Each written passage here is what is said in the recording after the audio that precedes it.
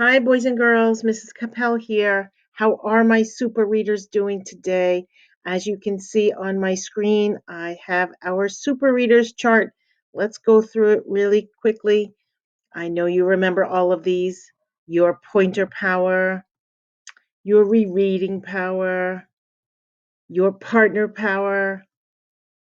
We have picture power. That's really important. We have snap word power. We have sound power. I know you are listening to all the sounds you're hearing in the words. We have persistence power. Absolutely. And we have book talk power. And that's what we're going to use today. We're going to use a little bit of our book talk power. Okay. Now, boys and girls, the reason why I pulled up my super readers chart is because I have been noticing something. I saw so many of you the other day at school, and I was noticing that so many of you are getting bigger. You're growing, and you're not only growing in size, but you're growing in anything you do. I remember when we were itty bitty baby kindergartners, like only one of you could tie your shoes, but who can tie shoes now? Mm-hmm. Yeah. And I noticed that when we were itty bitty baby kindergartners, and I would give you some paper. There was a lot of scribbling and drawing. And now, when I give you paper, I know that you can write and write and write. That was before we left school. I remember how much you have grown in your writing and what I'm seeing you send pictures of, too. Well, guess what? You can grow at anything if you work at it. Now, today, I want to teach you that when readers read, they don't just read, they don't just look at the pictures. And when they are working on pretending, they're not just doing any old pretending when we do our reading play dates. Avid readers try to act out the story better and better by paying very close attention to what the story says so they can act it out the way the author wants it to be acted. Okay, let's take a look at some of our reading play date activities. We are talking about playing pretend, but you can also play school, do read alouds, share your reading with your family. You can even do a share on FaceTime to your grandma or your grandpa over the phone, of course, playing games that go along with your book. Search for snap words, play guess what's next, do the alphabet pop it. That means make those sounds. You're listening to your sound power. Play guess the feeling. Yeah, lots of feelings from our characters. And here is play pretend. That's right. That's what we're going to be talking about today. Okay, so readers, I want you to remember the story that I read to you a while ago called Not Norman, the Goldfish Story by Kelly Bennett. And I want to direct you to a certain page. So let's just do a quick reread. All right, here he is feeling very disappointed because he didn't get the pet that he wanted. And he decides that he's going to trade him in. That's right. And let's get to this page. Here we go. Let me move my picture out of the way a little bit. The next day, I take Norman to school with me. If I talk him up real good during show and tell, maybe somebody will want him. Okay, so boys and girls, let's pretend. Are you pretending? Yeah, get your arms out like you're holding a fishbowl. Okay, be careful not to splash the water all over. Are you doing that? Okay, that's good pretending. All right, so let's take a look at our story here.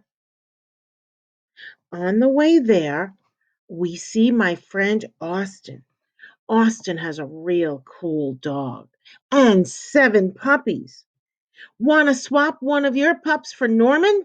I ask. Who's Norman? Asks Austin. My goldfish, I say. Okay, now, readers, watch what happens here. Watch what happens here. Okay, look at the picture. The dog there's two dogs. They're drinking out of the fishbowl. Pay really close attention to this because here you see it's kind of like happening over here, right? And the author is kind of talking between Austin and our friend, and you see what's going on over here. By the time I rescue Norman, the water half his water is gone. I'm sorry, I tell Norman when we get to school. I'm really sorry. He just stares at me all googly eyed. Finally, it's my turn for show and tell. Just as I start to talk about my goldfish, Emily shouts, Jenny's gone! Who let my snake loose? The readers, listen and look.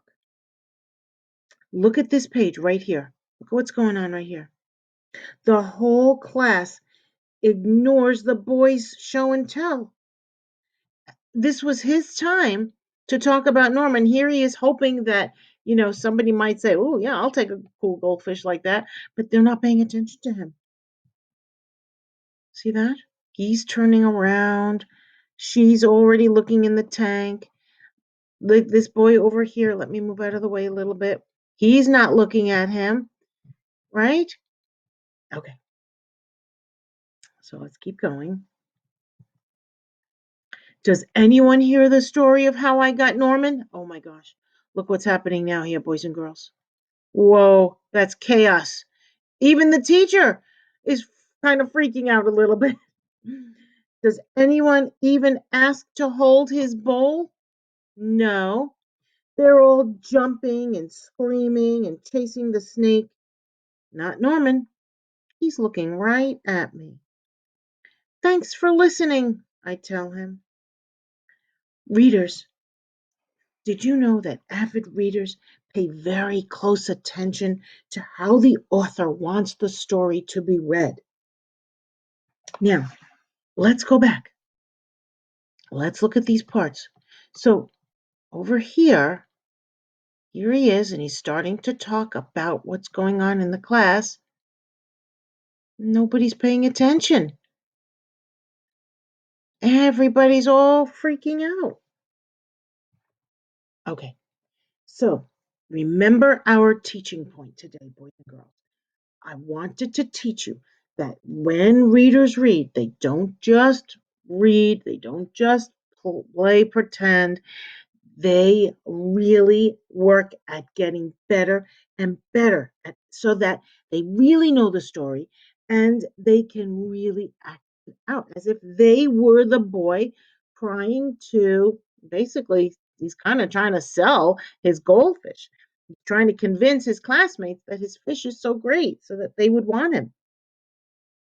Okay, so let's take a look here again at how the boy is feeling. Let's see if we can, oops, sorry, let's go back. Look at his face right over here. He's got his hands on his hips. His eyes are kind of in a scowl. Look at the teacher. You know how that teacher's feeling. Oh, there's a snake loose in my classroom. You can really get into this book and notice how they are feeling. So, readers, I know you want to get going on your own reading, but I want you to remember, will you do what avid readers do? Don't just do any old pretending.